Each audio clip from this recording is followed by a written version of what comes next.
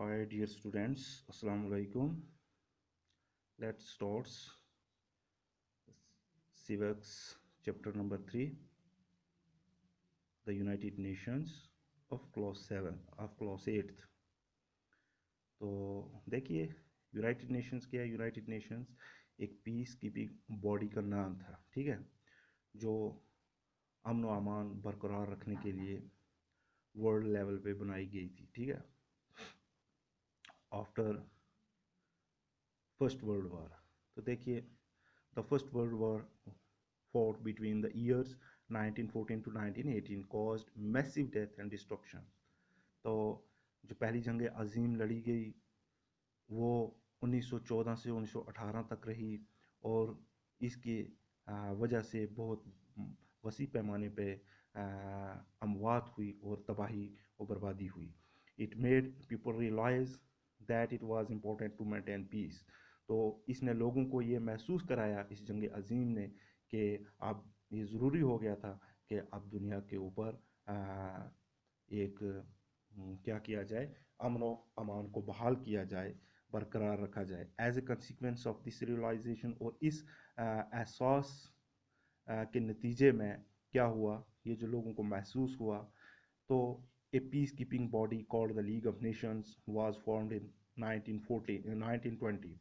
तो फिर 1920 में एक पीस कीपिंग बॉडी बनाई गई जिसको लीग ऑफ नेशंस का नाम दिया गया था।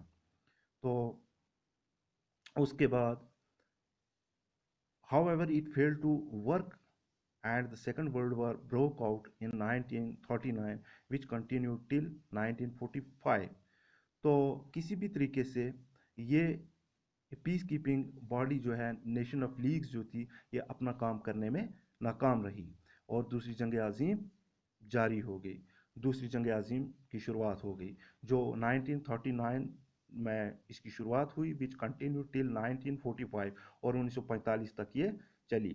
It caused even greater destruction and suffering, और इसके नतीजे में बहुत बड़ी तबाही हुई और लोग जो है वो बड़े पैमाने पे परेशान हाल हुए।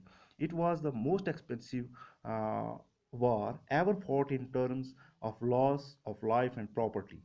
तो ये जंग जो है ये बहुत मतलब कीमती एक वसी जंग मानी गई थी, इस लिहाज से कि इसमें बहुत बड़ा लोगों का जानी और माली नुकसान हुआ था। For the first time atom bomb was used in a war, और पहली मरतबा इस जंग अजीम में न्यूक्लियर बम जो था वो एटम बम का इस्तेमाल किया गया था। तो people were mercilessly killed, deformed and disabled।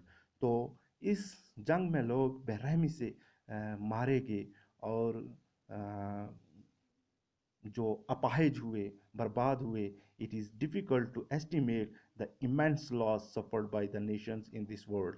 तो ये जो इस जंग में कौमों का नुकसान हुआ बड़े पैमाने पे या परेशान हुई कौमें, तो इसका अंदाज़ा लगाना मुश्किल है।